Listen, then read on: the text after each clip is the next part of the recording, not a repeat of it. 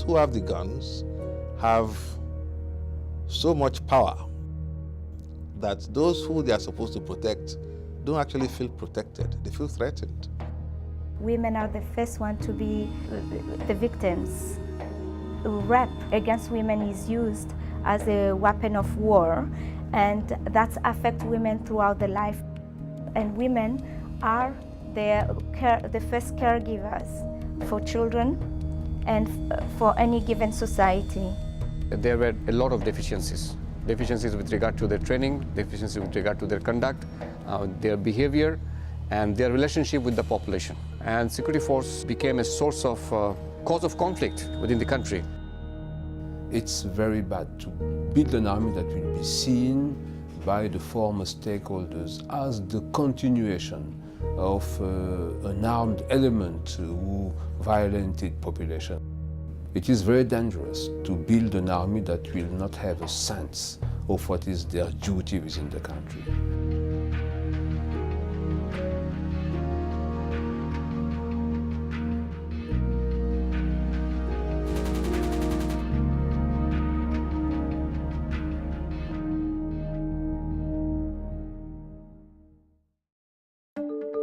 In 2011, the United Nations Department of Peacekeeping Operations released the Defense Sector Policy, known as DSR, which guides the United Nations staff engaged in support to member states undertaking reform of the defense sector.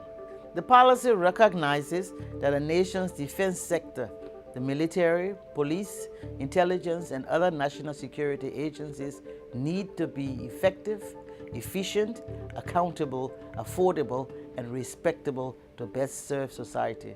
This is a critical and very difficult goal to achieve for nations recovering from armed conflicts. In those places, failure of DSR can exacerbate societal divisions, breakdown of rule of law, and possibly lead to a resumption of conflict. This can delay the peace-building efforts of a country in the post-conflict phase, and most of all, disappoints a people's aspirations for recovery and peace. As we progress, as countries emerge from conflict, without a meaningful sector security reform, again, the chances of relapsing into conflict remain high. We are carrying out defense sector reform. Our country is coming from internal conflict, so it is very important to ensure that the military that you are going to set up is a military that has a sense of what is its role in the country, what is its duty. The year to come will be hard. Successful defense sector reform is transformative. It leads to peace, development, and prosperity. It's a transformation because it seeks to achieve a change in power relations between those who are being protected and those who are protecting them. While the policy is new, the United Nations' support of national defense sector reform efforts dates back many years. Although peacekeeping missions in the 1990s included DSR components, in 2003, the Security Council mandates included specific DSR tasks in at least 5 peacekeeping missions. This support remained ad hoc and lacked in common principles, norms, and approaches. Through the new DSR policy, the United Nations is developing a unified framework for its DSR ideals and methods. This framework draws not only on lessons learned and best practices from the field, but also from ongoing reconstruction efforts in post-conflict environments. So the DSR challenge for peacekeepers is to work with the host nation to build viable institutions which endure challenges to peace and stability. This work is influenced by many other considerations. These encompass integration with security sector reform, national ownership, managing reform of the defense sector, establishing rule of law, protection of civilians, and regional security partnerships.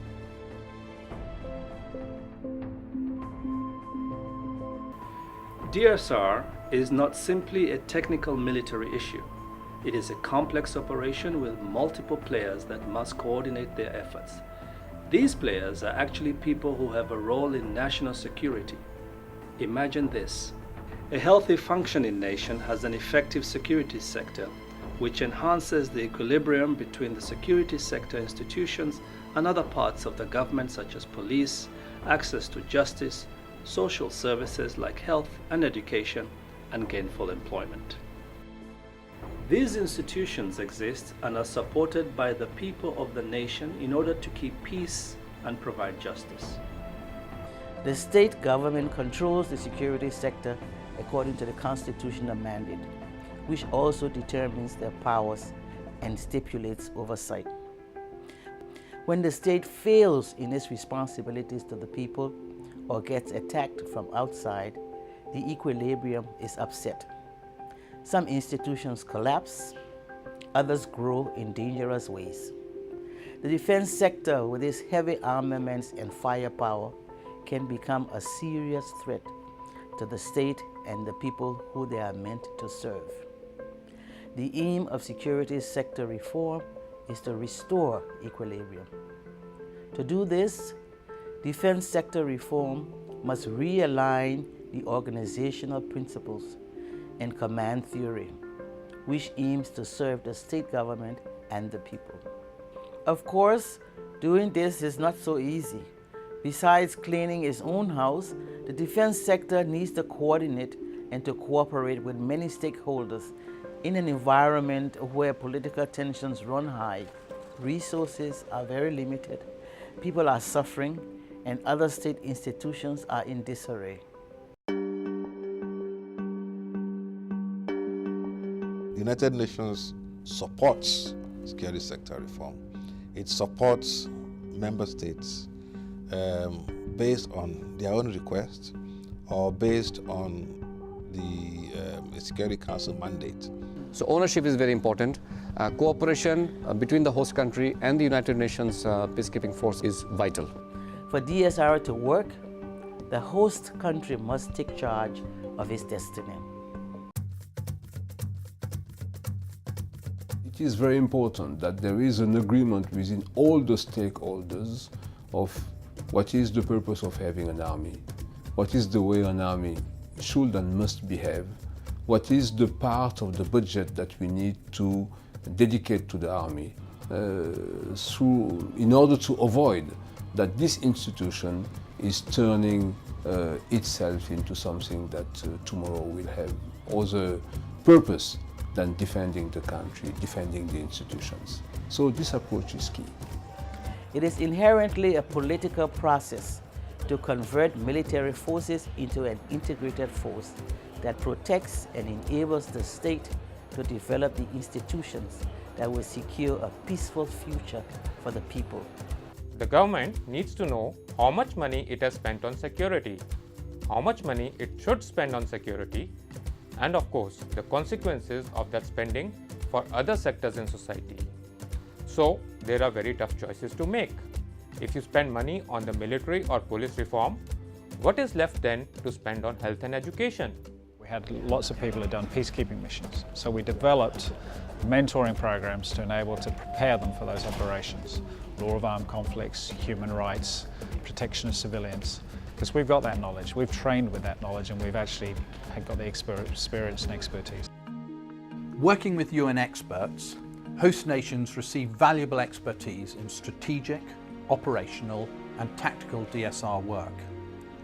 The UN policy focuses on strategic opportunities with emphasis on designing defence forces and developing defence policies and legislation. DSR policy work focuses on government oversight, military justice, administration, consensus building and coordinating donors. Management and budget control, for instance to weed out ghost soldiers on its payrolls. It's also involved in education. This is an area where human rights training is especially important. Operational work concentrates on equipping the defence sector with resources, human, financial and material. Tactical work centres on training key personnel. DSR policy does not provide offensive field training or develop offensive strategies.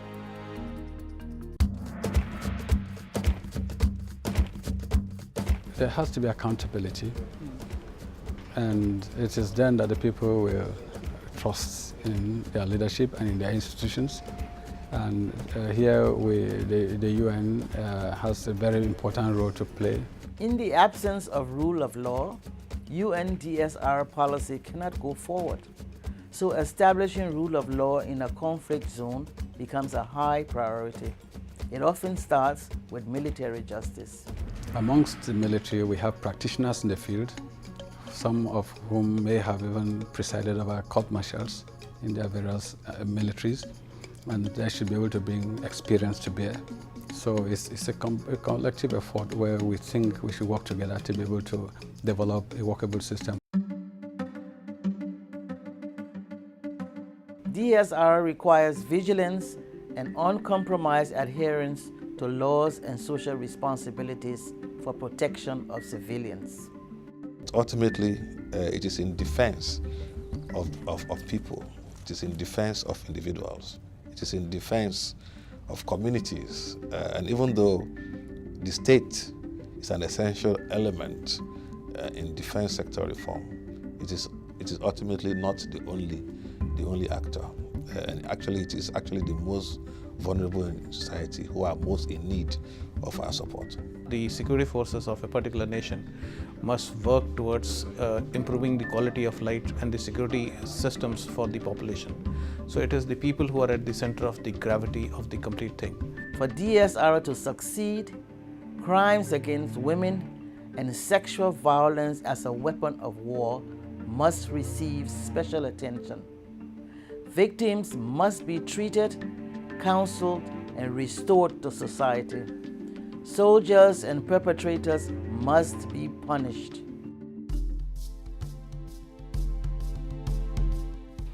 Getting the necessary financial, human, and material resources for DSR presents a huge obstacle.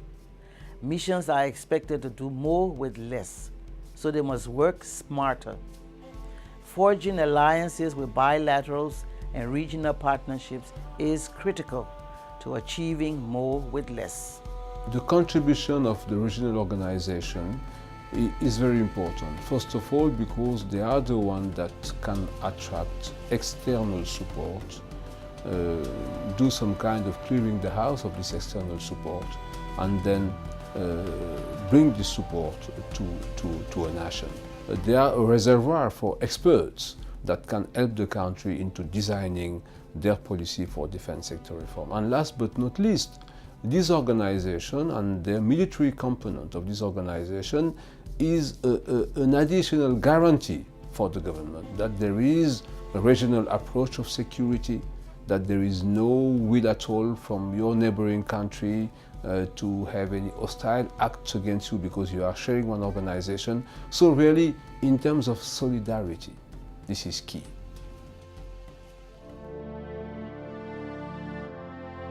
Over the past 5 years, security sector reform has become an integral part of United Nations assistance to countries and regions affected by conflict. An effective, accountable and affordable defense sector is often essential to re-establish security within the broad framework of the rule of law. To that end, defense sector reform is a key component of broader UN security sector reform efforts because they help create the conditions for sustainable peace and development. My hope is that DSR will receive the support that it deserves. The main issue is the manpower, is to have soldiers, NCOs, officers, senior leadership that behave as we are expecting people in uniform to behave, meaning to be in the service of their nation, to be in the service of peace.